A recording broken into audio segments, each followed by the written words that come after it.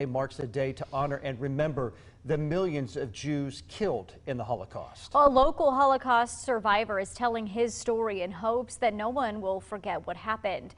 2 News reporter Riley Phillips joins us live now with more.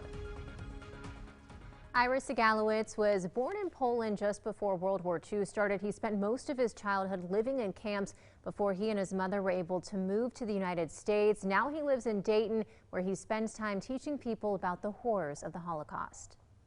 One of the most horrific things that happened in history. I mean, 6 million people to get wiped out, to get murdered. Of those 6 million Jewish people were Ira Sigalowicz's family members. He and his mother were able to escape to Russia before the Nazis took over his hometown of Sarny, Poland. But they were met with harsh working and living conditions at a work camp in the Ural Mountains. Somehow they found out we were Jewish. This is probably a year afterwards. Somehow somebody must have overheard, one of the kids must have overheard something and said it to the other kids, and before I knew it, I was a bad guy.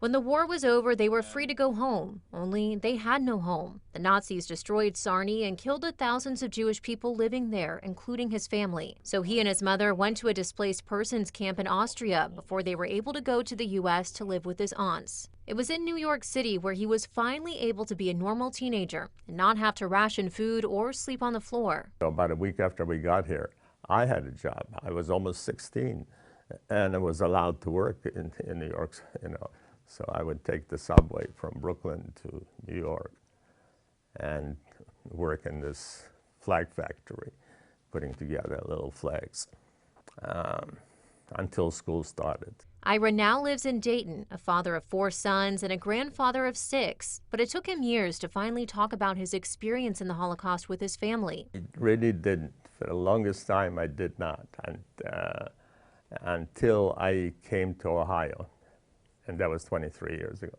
Now he spends his time speaking to people, especially kids, about the Holocaust and why we can never forget. We have to continue teaching this. We have to make sure that, this is part of our education.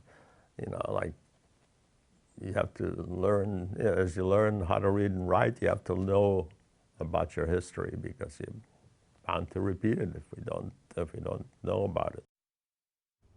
And Ira is now involved with local Holocaust memorials and speaks at the National Museum of the U.S. Air Force. In the studio, Riley Phillips, 5 on 2.